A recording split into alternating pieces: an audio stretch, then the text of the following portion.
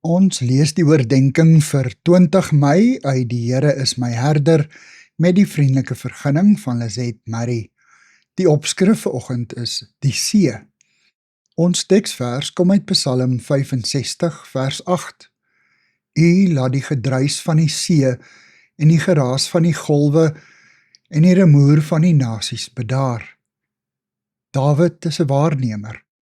Die jare wat hy in die natuur deurbring, leer om fyn te kyk.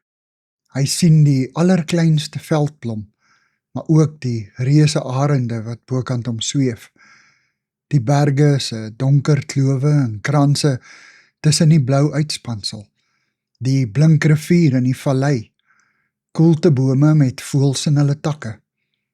Hy kyk en dan interpreteer hy. Die natuur word dikwels vir hom 'n metafoor van die lewe self.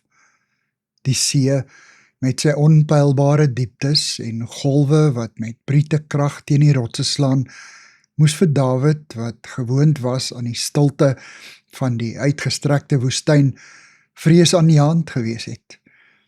Dit was meestal vir hom die simbool van onrus. Wanneer God ingryp, is dit soos die golwe wat bedaar. Die see se oppervlakte lê weer glad en blink. Sy gemoed word weer stil. In Psalm 107 vers 23 tot 30 sien ons God se reddende krag teenoor die geweld van 'n storm op see. Partye het hulle bestaan op die groot waters gemaak. Hulle het die werk van die Here ervaar, sy wonderdade op die diep waters. Op sy bevel het 'n stormwind opgesteek en die golwe opgejaag. Die skepe het hemelhoog gestyg en na die dieptes afgeduik. Die bemanning was radeloos van angs. Al hulle seemanskins het niks gehelp nie. Maar in hulle nood het hulle na die Here geroep om hulp. Hy het die stormwind stilgemaak en die golwe van die see het bedaar. En dan eindig hy, God het hulle veilig gelei na die hawe waar hulle wou kom. Here, dankie dat U ook my storms stil maak. Amen. Dankie vir die saamkuier.